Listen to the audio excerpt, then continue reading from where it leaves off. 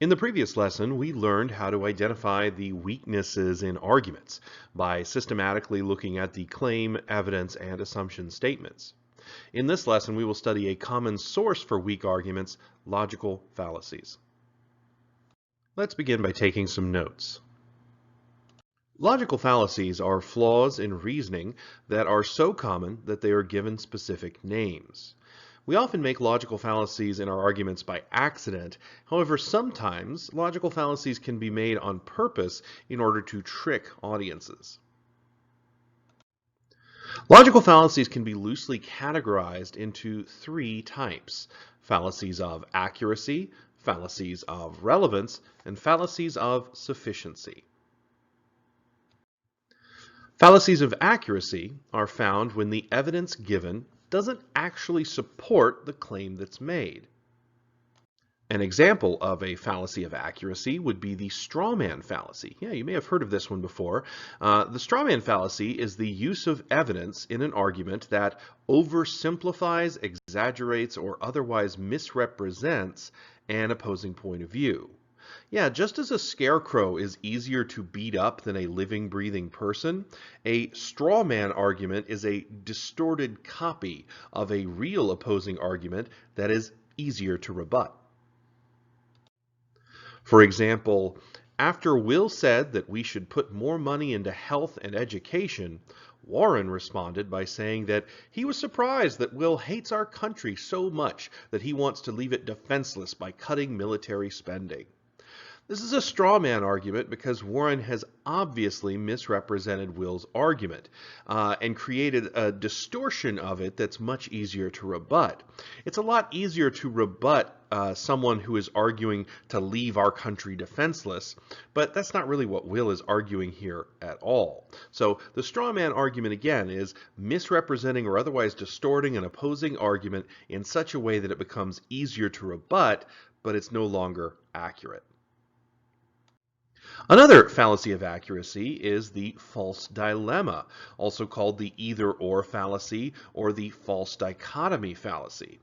The false dilemma fallacy is the use of evidence in an argument that presents only two extreme options as the only choices available. Yeah, it oversimplifies the disputed issue at hand in favor of the argument being made.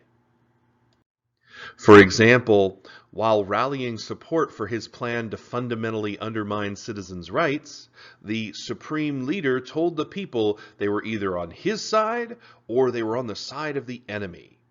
That is a false dilemma, that false dichotomy of two extreme choices. Obviously, these citizens don't want their rights undermined, but when presented with two options, yeah, they'd rather be on their leader's side than on the side of the enemy. That just sounds, natural, obviously more better, right?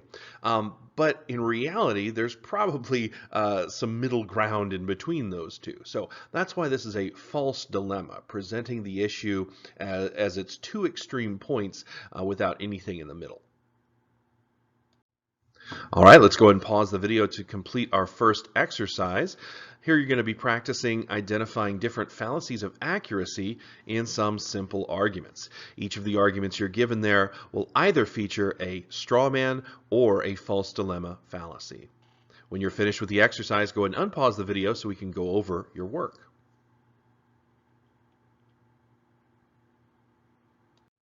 Okay, argument number one said that by instructing its employees to say Happy Holidays to customers, S-Mart is waging a war on Christmas.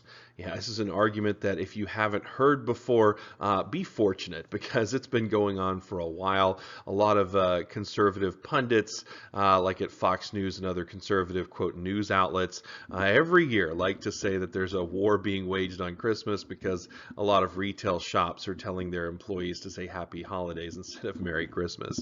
The argument that they're making here, though, is the claim is that S-Mart is attempting to stop people from celebrating Christmas. That's what the war on Christmas means here. So S-Mart is attempting to stop people from celebrating Christmas. The evidence here is that S-Mart is instructing its employees to say Happy Holidays to customers, the assumption being that saying Happy Holidays is a means of stopping people from celebrating Christmas. This argument features a straw man fallacy because it grossly distorts the company's reason for wishing customers happy holidays. It twists it into some insidious plot to keep people from celebrating Christmas, which is a much easier idea to argue against than the company's actual reason, which is likely the reason being to make those who don't celebrate Christmas feel that their beliefs and traditions have value. See, that real reason, that's a lot easier to argue against, right? Because no one wants to, I mean, everyone deserves to have their beliefs and traditions valued. So the only way to make this argument is to twist the counter argument into something that it isn't. Argument number 2, we must overturn Obamacare in order to prevent our blessed democracy from sliding into godless communism. Yeah, this is a kind of argument we hear all the time. Anytime progressive legislation is proposed or enacted, conservatives will often call any kind of progressive measures communist or socialist because that's a big scary word in America because of the long Cold War that we endured with the Soviet Union. But the claim here is that we must overturn Obamacare. The evidence is that we must prevent our blessed democracy from sliding into godless communism.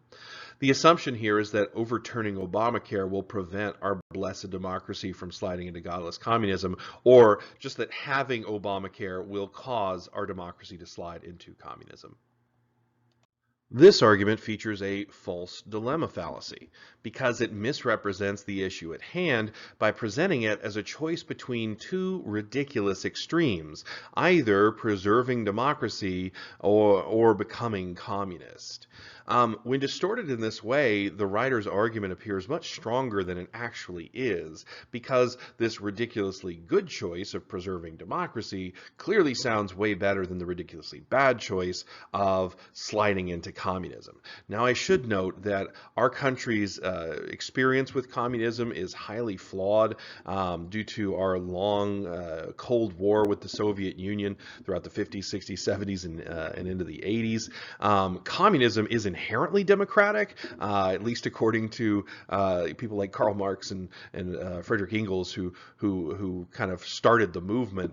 But we often conflate communism with totalitarianism in this country, again, because of our strained relationships with the Soviet Union throughout the later half of the 20th century. So keep that in mind, that this argument does feature a false dilemma fallacy, but it also features just some wrong evidence.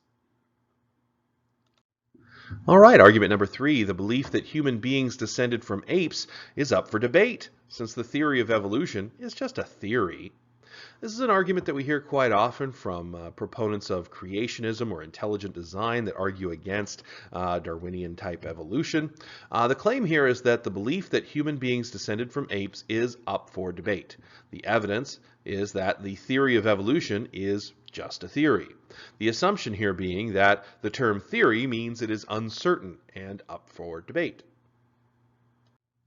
This argument features another straw man fallacy because it misrepresents the real meaning of the word theory as it is used in this context. That's because in science, a theory is a well-substantiated explanation of some aspect of the natural world. In our popular usage, however, the word theory simply means an uncertain idea or speculation about something that is not proven. So when most people hear this argument, they immediately think of the popular meaning. However, those of us who are scientifically literate, we know that a theory is actually a really well-founded set of beliefs. It's something that we can trust because it is well substantiated by observed evidence, that sort of thing. So again, this is an argument that misrepresents something within the opposing argument as to try to make it sound weaker than it actually is. Let's continue now with some more notes. Fallacies of relevance are found when an argument's reasoning is, well, irrelevant. The red herring fallacy is a very common type of fallacy of relevance. The red herring fallacy is the use of evidence that works to sort of change the subject of the issue at hand. Yeah, the term here refers to the practice of training scent dogs like bloodhounds or hunting dogs by using herring, a fish, to create distracting scents for the dog so they can learn how to stay focused on the scent that they're supposed to be focused on. Red herring is both a fallacy and a category of fallacies. There are many different ways to create a red herring argument. Here's an example. While trying to defend an unpopular policy proposal, the esteemed senator from Florida told the chamber that they could spend days nitpicking the flaws in his plan, but what the American people want to know is when Congress was going to end its partisan bickering. This is a red herring example because the senator in this case is trying to change the subject. The issue at hand are the merits or flaws of the plan he's proposing, but he's trying to change the subject by throwing out this red herring of the American people want to know why we're bickering so much. So that really has whether or not Congress is bickering and how much they are, that has nothing to do with the merits of his plan. So we call that a red herring fallacy. Another example of a fallacy of relevance is the ad hominem fallacy. Ad hominem is short for argumentum ad hominem, which is Latin for argument against the man. So the ad hominem fallacy is the use of evidence that seeks to attack the author of an opposing argument's character or personality traits rather than attacking the actual ideas within the argument. Ad hominem is a type of red herring fallacy because it distracts from the main issue. However, I should note that ad hominem is not the same as questioning or criticizing an opponent's credibility. Doing that, questioning an opponent's ethos, can be a perfectly reasonable argument to make. Ad hominem is very different. It's going past reasons why the opposing argument should or should not be taken seriously, straight on to attacking the individual for things that are completely unrelated to the argument. For example, after Sally presented an eloquent and compelling case for a more equitable taxation system, Sam asked the audience whether we should believe anything from a woman who isn't married, was once arrested, and smells a bit weird. Yeah, it's kind of a funny example there, a little bit exaggerated, but it illustrates what ad hominem is all about. The fact that Sally is not married, was once arrested, or even smells weird has nothing to do with the merits of her taxation policy. Another example of a fallacy of relevance is the faulty analogy. A faulty analogy is also sometimes called the false analogy fallacy, but it's the use of evidence that includes a logical comparison between two things that aren't actually comparable. Yeah, the faulty analogy is really tricky to detect because our brains love analogies. We naturally look for similarities in things, so when a similarity is presented to us, we don't always treat it with the skepticism it deserves. For example, while trying to rebut the idea of outlawing the sale and ownership of assault weapons, the YouTube personality cleverly points out that no one is proposing banning the sale and ownership of cars, even though cars kill more people each year than assault weapons. Yeah, this is an argument you've probably heard before if you ever heard like arguments against gun regulation and that sort of thing, is that cars kill more people than assault weapons or even handguns, that sort of thing. But this is a faulty analogy because cars, motor vehicles, are really nothing like assault weapons, right? Aside from the fact that both are legal to own currently in the United States, after that, the similarities vanish, right?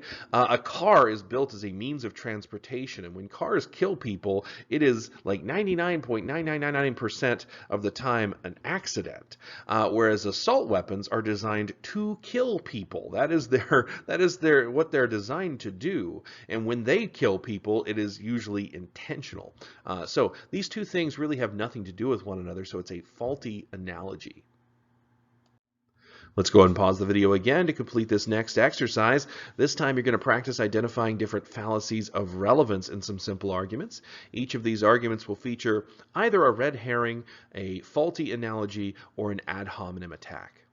When you're done with this exercise, don't forget to unpause the video so that we can go over your responses.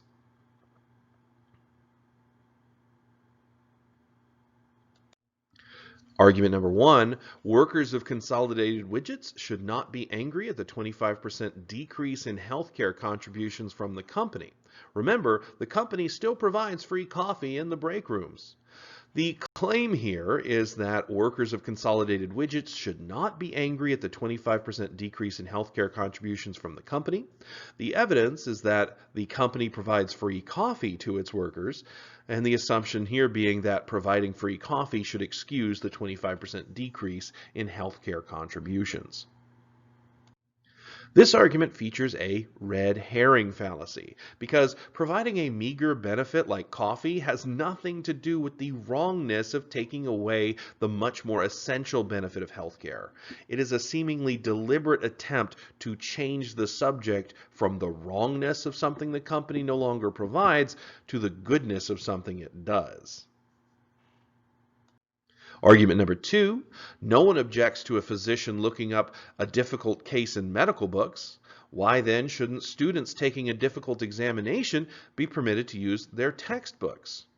The claim here is that students should be allowed to use textbooks during difficult exams.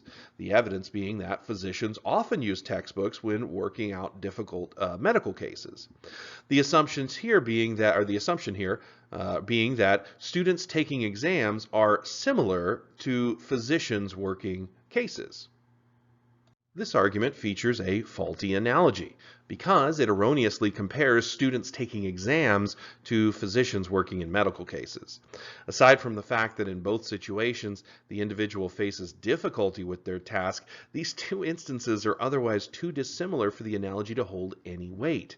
After all, when a doctor looks something up in a medical book to help a patient, that is helping them do their job. That is helping the situation be accomplished better and more expediently.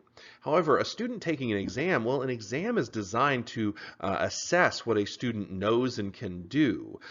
Using a textbook would kind of defeat that purpose because it would be giving them help, thus not really demonstrating what they actually know and do. Argument number three, there's no reason to take Nietzsche's ideas about the Superman seriously. Weak and sickly all his short life, of course he found this concept captivating. Our claim here is that Nietzsche's ideas about the Superman should not be taken seriously. The evidence here is that Nietzsche was weak and sickly his entire life. The assumption here being that ideas related to strength should not be considered when authored by weak or sickly people. This argument features an ad hominem fallacy because rather than rebutting the merits of Nietzsche's ideas, it merely attacks him for being physically weak and sickly in some sort of odd attempt at pointing out this irrelevant irony. All right, let's go and continue by taking some more notes. Fallacies of sufficiency are found when an argument's reasoning is insufficient, meaning it's not enough to support the claim. One very common fallacy of sufficiency is the hasty generalization, which is the use of evidence that doesn't provide enough proof to support the conclusion that's drawn. Hasty generalizations are commonly made when someone jumps to conclusions without enough evidence, or when there isn't enough statistical data provided to reasonably conclude what an argument concludes. For example, while trying to downplay the health effects of smoking, the rugged, cowboy-looking spokesmodel notes that his grandmother smoked and lived to be 95 years old. Yeah, you can probably see the problem with this argument right here. It jumps to conclusions based on a very limited amount of data. We have a sample set of one person's experience, which, as we all know from statistics class, that's not a large enough sample set to really draw the conclusions that smoking doesn't have these negative health effects. Another kind of fallacy of sufficiency is circular reasoning. The circular reasoning fallacy is sometimes called the circular argument fallacy, and it's the use of evidence that merely restates the claim, thus creating a sort of closed loop or circle. Often in the circular reasoning fallacy, the evidence uses different language, so it isn't immediately obvious that it's just saying the same thing as the claim. But if the terms in the claim and the evidence statements are just synonyms for one another, then the argument is circular. For example, while challenging the practice of offering incentives for charitable donations, the student writer claimed that incentivizing charity is unethical because it is wrong to receive something in return for giving. Hopefully this doesn't seem familiar to too many of you, but I did read this argument several times in your Q3 over incentivized charity. Basically, the argument is saying, when it says that it's unethical because it is wrong, that's what unethical means. So saying that, you're just saying that it's wrong because it's wrong. So that's a circular argument. Okay, let's pause one final time to complete our last exercise. Here you're going to practice identifying different fallacies of sufficiency in some simple arguments.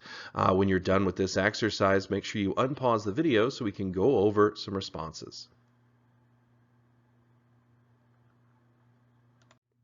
Argument number 1 says that many Democrats are turning their backs on the party and supporting Donald Trump. I spoke to a woman named Jill who lives in Minnesota and said that after a lifetime of voting for Democratic candidates, she would vote for Trump in 2020. The claim here is that many Democrats are supporting Donald Trump. The evidence is that Jill, a Democrat, is supporting Donald Trump. The assumption then is that Jill is a sufficient representation of many Democrats, or what many Democrats are doing.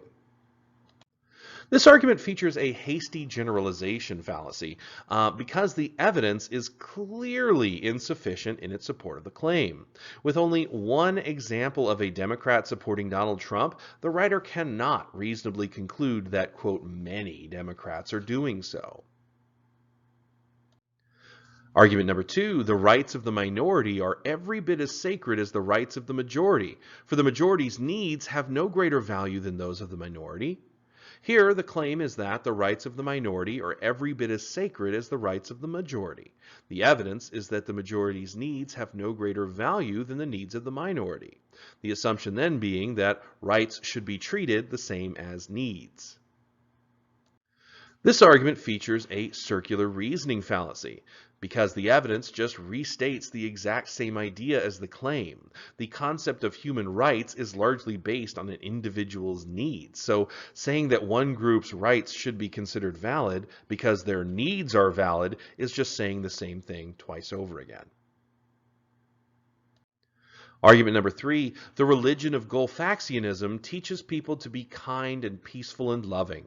Anyone who does evil acts certainly isn't acting in a loving manner and therefore can't really be a true Gulfaxian, no matter what they say. Here, the claim is that someone who commits evil acts cannot be a Gulfaxian, the evidence being that Gulfaxians are kind and peaceful and loving. The assumption here being that evil is not the same as kindness, peace, and love. This argument, once again, features a circular reasoning fallacy because the evidence statement is just stating the inverse of the claim. The concepts of love, peace, and kindness are all by their nature good and therefore opposites of evil. So saying someone isn't evil because they are good is circular. All right, it's time now to complete the practice activity for this lesson. Here you're going to study some additional logical fallacies and practice working with them by creating some sample fallacious arguments. When you're finished with the practice activity, you've completed this lesson.